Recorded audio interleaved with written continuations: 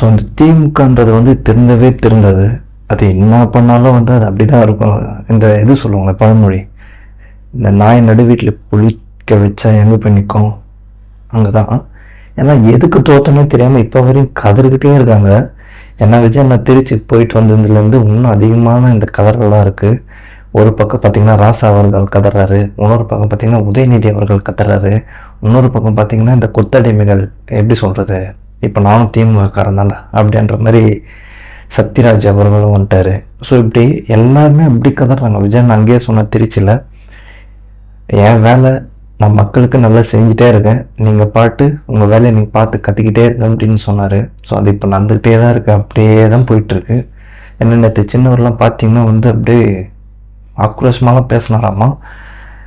இது கேடுகட்ட ஆட்சி, இந்த ஆட்சியில் எவ்வளோ ஊழல் நடந்திருக்கு, யாருமே அந்த வேட்பாளர்கள் மக்களுக்கு தெரியவே தெரியாது, கவர்ச்சியை பார்த்து வந்து மக்கள் வாங்கிட்டாங்க, 14 பேரும் ஜோக்கரு, அப்படி இப்படி எதுவோ வருது வாயில் அவருக்கு. ஸோ அவர் ஏன் தோத்தன்றது இப்போ வரைக்கும் அவங்களுக்கு தெரியல. அந்த வந்து அந்த எப்படி சொல்கிறது வன்மம், போய் இந்த கட்சிக்கிட்ட போய் நம்ம தோத்துட்டோமே அப்படின்ற அந்த வன்மம் இருக்கு இல்லையா, அதெல்லாம் நேற்று அப்படியே வெளியே வருது.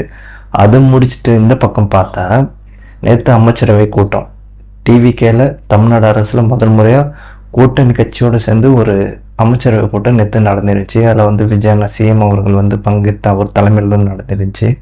ஸோ என்னென்ன மக்களுக்கு என்னென்ன தேவை, முதல்ல இந்த கஞ்சா பழக்கத்தில் ஒழிக்கிறதுக்கு என்னென்ன ஸ்டெப்ஸ் எடுக்கணும், மக்களுக்கு இந்த மகளிர் உரிமை தொகைக்கு அதுக்கு என்ன ஸ்டெப்ஸ் இருக்கணும்னு சொல்லி அவங்க ஒரு ரூட்டில் போயிட்டுருக்காங்க.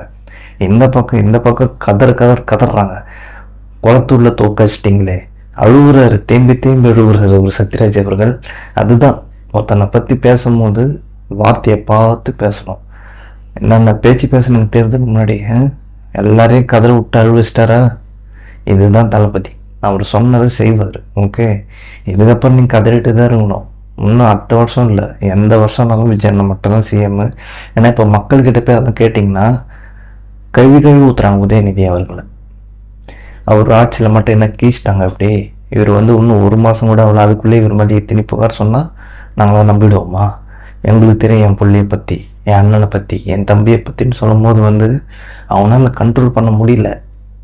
எதன்னா ஒன்று பேசிகிட்டு இருக்கணும். ஒரு பக்கம் ராசா அவர்கள் பார்த்திங்கன்னா வந்து அவர் ஒரு பக்கம் பேசுகிறாரு, கோட் ஷூட் போடுங்க ஐயா, உங்களை போட வேணாம்னு சொல்லியே நான் ஒரு கவர்மெண்ட்டு தப்பு சொல்லலை, நீங்கள் பண்ணுற விஷயம் தான் தப்புன்னு சொல்கிறோம். அப்படியே உத்தமுறைங்களாம் 5 வருஷத்துல என்ன கீச்சாங்கன்றது நம்மளுக்கு தெரியாதா? இவங்க என்ன வேணால் கதறட்டும், அதுதான் உங்களுக்கு தேவை. இவங்க கதறும் போது பார்க்கறதுக்கு எவ்வளோ ஆனந்தமாக இருக்குது தெரியுமா? அப்படியே ட்விட்டரில் ஓப்பன் பண்ணால் அப்படியே கதறாங்க எல்லாருமே. ஒரு பக்கம் இந்த பொம்மை முதல்வர் நடந்தால் இன்னொரு பக்கம்